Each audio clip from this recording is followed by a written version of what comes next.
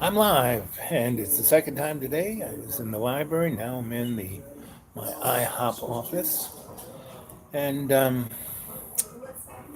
was a little restrained by the library. There were people around me, and I wanted to kind of talk about all kinds of things. And uh, and there's nobody here at the IHOP, so I can talk to you. And not only can I talk to you, I'm gonna brush my teeth.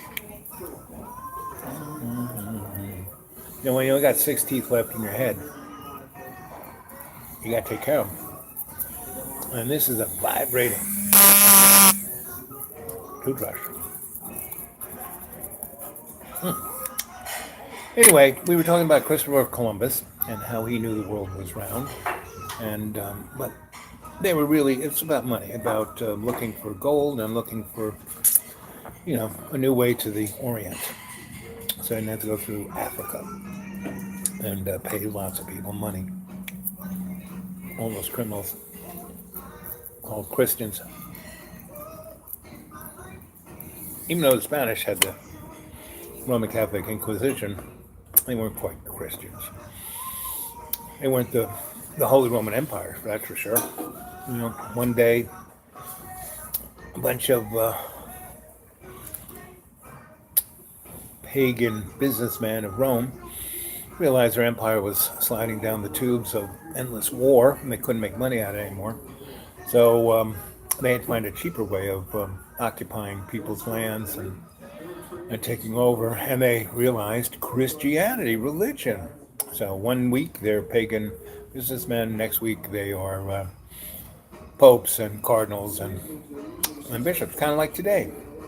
Kind of like our pope visiting Ireland after 900 years of Catholic, not just oppression, but rape. And I lived in Ireland many times, and in the 70s and 80s, and the Catholic Church was still strong. So much, I lived in a little town, and the women there never got married. They had babies with other men, but that was fine. By the Catholic Church, that was fine, not a problem. If they got married, they had to stick with the same guy. They could even have babies with other guys, but they had to call him his. So, I mean, it just warped things out. And see where this warp comes from. Why I'm talking with Chris, because Chris kind of came to an indigenous land, right? And he, didn't have, he wasn't a seaman. He just had a few maps from Plato, and they were like had a lot of coffee stains. And the Queen, hedged her bets. She didn't give him. She gave him three ships that were like nearly sunk. Gave him a crew out of jail who they just wanted to get out of jail, and they were out there in the Atlantic for months, where the Hispaniola to Spain is only really if they just took a straight line, like a 2 week jog. Anyway, when they kind of hit the Caribbean, they were they were next to dead, and the Indians went out there and got them, dragged them back to their haciendas, and made them better. Fed them, healed them, took care of them. And so when Chris was good enough, he got his logbook, which was like his asset. And he said, the natives are great. They're tall, they're smart, they're pretty, they're really generous, and they don't know about lying, cheating, or stealing. These people will make great slaves. We could conquer this whole land with a few guys and guns, right? So I went back with a few of the guys, the natives, who quickly died of European diseases. And he came back a year or two or three later with almost 2,000 soldiers with muskets, cannons, and, took over Haiti. And then from that point on, went land south and just kept killing the Indians with gun and rifles. And thus became an extension of the Roman Empire, in that the empire was always expansionary. Rome always had to expand. But it got to the point where it got too expensive, and then other empires grew up: Spain, England, Portugal, France, and and then you had the European wars, and then they said, "Oh well, we got to stop this. Let's go to the Mideast and conquer the Druids, not Druids, but those guys, the black people." And whenever people talk about slavery and they say, "Well, it's the blacks who started slavery," no, sorry about that. No, it was kind of the people from New England and you know, um, the Dutch West Indies Company that kind of did it. Yeah, they went into these things into Africa with guns, and the Africans had seen enough white people to know them, and so they said, "Okay, we'll kill you. Give us the people you don't like, and we'll go away." And that's how slavery started. And it was like cheaper than cheap. They just threw in the bottom of the boat, and whoever survived when they got there was who they sold. Everybody else they just threw overboard. And our founding fathers, all slave owners. The whole electoral college was put there so little states could have more power than big states. Most little states were southern.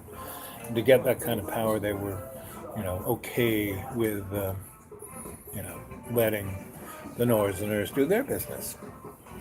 And really, our Civil War in the United States did not occur until foreign entities, basically France and England, who were kind of pissed off, even though their business panned, like, look at that, a revolution. A bunch of yahoos with muskets go after the most powerful army ever to be known on earth, the English army, redcoats, really disciplined. They had,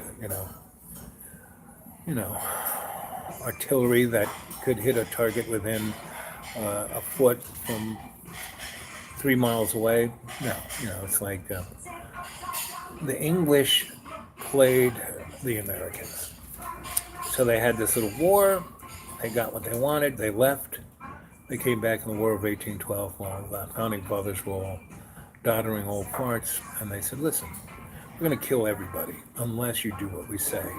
And that is, we have this new thing called a special relationship. And that is, if we tell you what to do, you say how high. Right? So we've been in hundreds of wars for the crown. Why were we in China up the Yangtze? Go watch the movie The Pearl, Steve McQueen. Every war Spanish-American War, Civil War, that was the first mass-produced industrial war. And we never stopped, once we got that, we went from that to taking, on a war footing. We went to war with the West. We built the railroad straight across. That was like the internet. And killed everything in sight and took all the trees, every piece of resource. That's where the train went. The train wasn't a straight line. It went like this to all of the natural resources. And, and we had then the Mexican War, which got us down into Mexico and Central America. And we basically did to Mexico what England did to us. And then the Spanish-American War, Mr. Hearst and Mr. Pulitzer brought us that war. And we got Asia. And like I said, we've been in hundreds of wars. And all of the maladies, all the addictions, all of the diseases that have been brought around the world has been brought around by us. And conversely, all the diseases of the world have come to us too. So we have this vision of ourselves as exceptional. And all you have to do to think about exceptionalism is look at Donald Trump and John Birmingham. They are basically two ends of the bookcase. And see where you fit in somewhere in between. And so the only way you can get out of this horrific nightmare of materialism and war is to be unconditionally loving and forgiving, like Jesus. Jesus came here to be that example for us. And Jesus didn't die on the cross. He was reborn, born again, third day, blah, blah, blah. He never left. He's still here. Jesus is always here.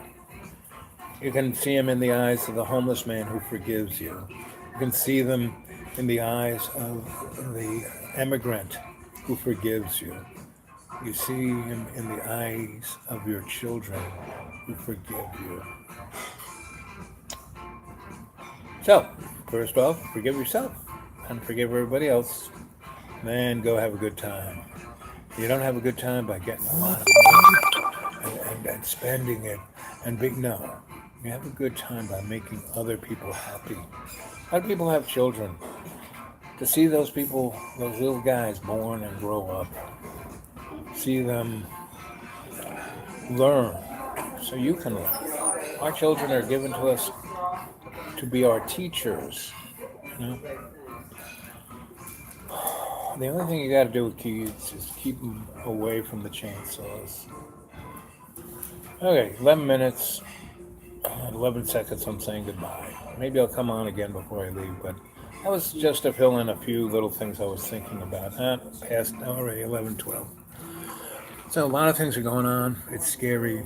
Ooh, it's not that bad. Thank you, dear. You're welcome. The thing is, you have to wake up. You have to realize that you're just a bag of water. You're just a mud puppet, meat puppet.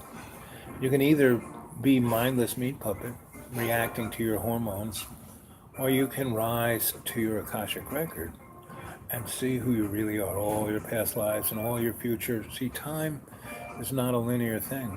It's all bang. The Big Bang, that means beginning and end all happen at the same time. We're just experiencing it over this linear thing called time. Because it's our sandbox. So your job is to become who you are. I've given you loads of people to go read them. You got any of you who are really serious, come visit me, get a hold of me. Now, if you're in America, give me your phone number, and I can call you. We talk it out. Anybody who's like Canada or anywhere else and wants to come, my Gmail account, thedudeawake42@gmail. Right? Go read my writings on xrated.blogspot.com. That's xratted.blogspot.com. And I get a lot of nice comments from you guys, thoughtful, deeper than deep, and it would be nice that all of you communicate that way and said, oh, that's cool, oh, wow, like a little bit more than oh, wow. I appreciate oh, wow, that's an emotional connection, I can understand, but anyway. So it's now 13:07, and I'll wait till 13:13 to say goodbye, and here it comes. Boom.